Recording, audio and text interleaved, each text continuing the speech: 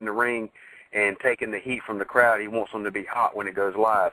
Well, obviously Vince had never watched an ECW show before in his damn life because it didn't matter how many matches that went on the show. If the crowd was going to be hot.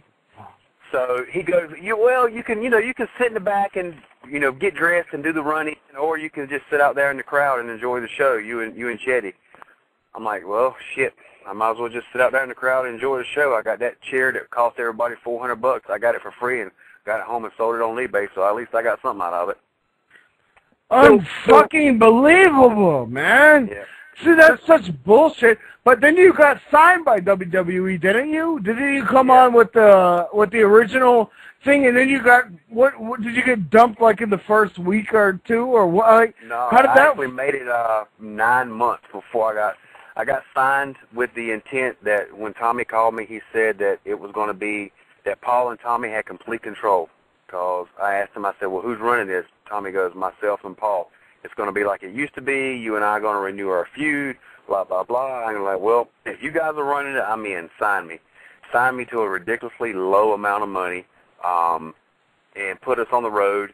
I started working Sabu, ended up working Punk a few times, working Shannon Moore and Stevie Richards, and then I worked Kevin Thorne in Oklahoma City and herniated a disc in my back in September and didn't go back. They kept calling me to come back.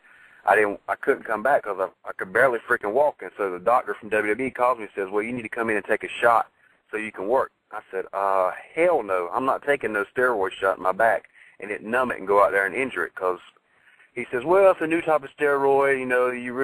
It's not like it used to be. He says it really doesn't have the side effects. I said, look, man, I was a ball player for 14 years before I started wrestling. I was a baseball player, so I know what cortisone shots do to you. They fucking hurt you more than they help you. Right. And he says, well, if you don't take this shot to come back to work, you know what's going to happen. I say, I tell you what, y'all go ahead and release me, because me walking after this damn company is more important than this damn company. And it wasn't about 2 weeks later, Johnny Ace called. It was the 1st of January and released me and said that they were going with a different direction, some bullshit like that. But I was excited that he released me, and the first words out of my mouth after I told him thank you for releasing me was, can I go back to Japan? Because I'd rather be in there than work for that miserable-ass company.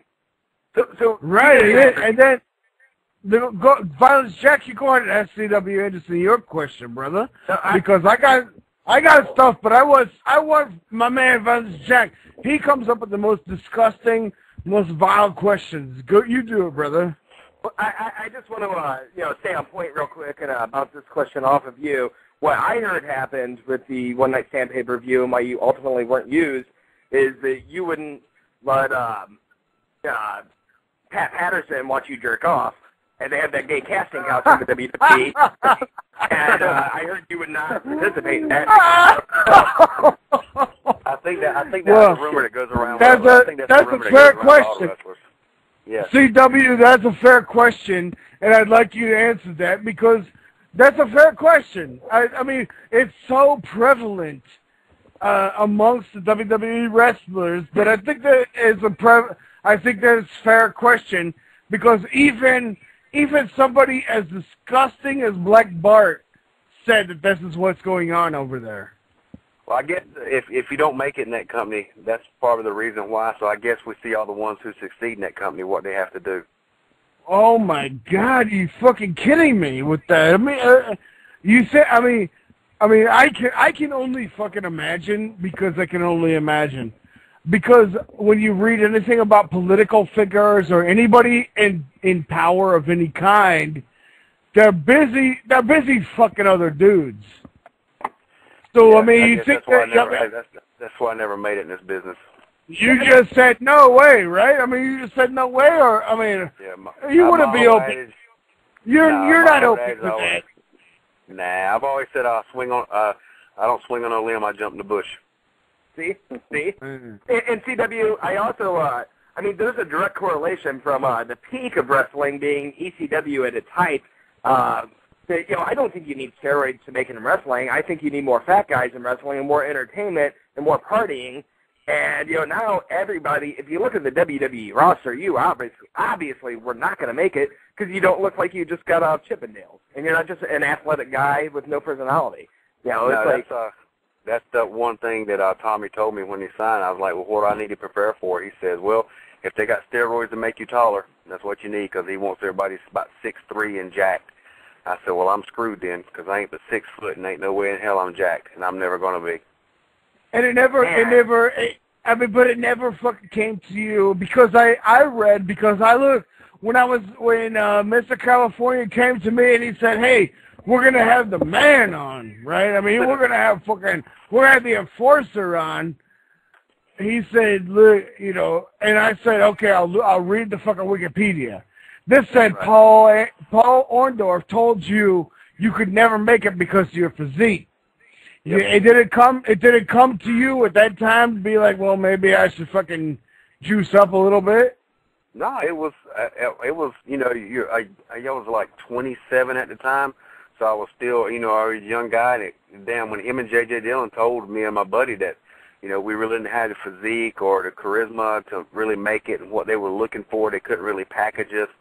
It's kind of damn heartbreaking, and it was one of those, I was pretty much done with that company because I'd been there a year and a half, hadn't gotten any kind of deal, and I'm sitting here training guys like the Natural Born Thrillers, showing them how to do different things, and they're already on contract, and here I am, busting my ass driving down here every, 3 days every other week, working a full-time job. It never even crossed my mind for anything like that, because with my physique and the way I've always been built, I don't give a damn how much steroids. I don't think I would ever look like those guys on TV. I mean, I still have that. You could get pretty good. I mean, you could get pretty big if you fucking took the juice. Yeah, a little bit of Deca, some D-ball, a little bit of Test. I bet you could get jacked to the gills. I mean, just look at a guy like Buddy Landell. I mean, that guy, you know, for us old school fans, Buddy Landell is kind of like one of those guys, you know.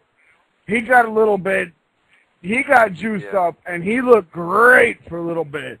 I mean, Buddy Landell looked like the fucking king of all times, and it was obvious that he was on the juice, and then when he got off the juice, it was obvious again, you know what I mean?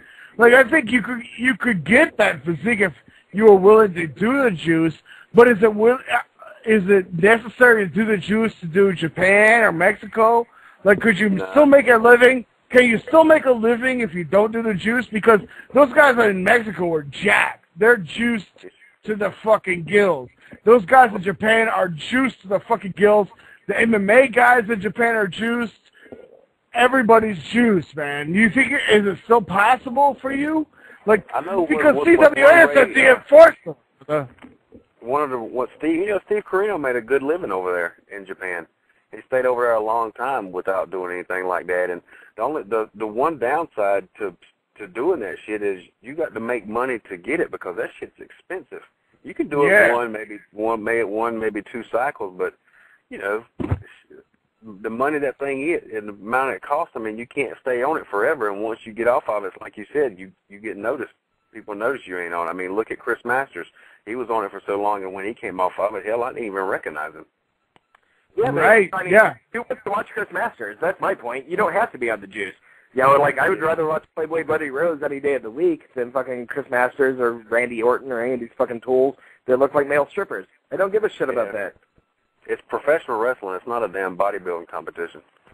Exactly. That's why that is the truth.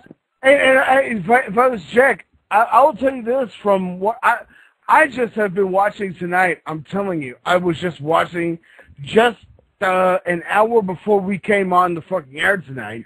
I was watching the new Shawn Michaels DVD, and he is on there wrestling the Nasty Boys, and then they had a match from Buddy Rose, Doug Summers. Buddy Rose is a fat guy, an athletic guy, but he's fat and shitty looking. But he's so great. I mean, there's no doubt that this guy would be unfucking believable right now or at any time in the entire history of the world because of his character. And after that match, they had the Nasty Boys. The Nasty Boys, 20 years after this match they had with the Midnight Rockers, are still popular. People still know who they are. And then after that, it's still 20 years later, they had a match with the Brainbusters, who is Arn Anderson and Tully Blanchard, and the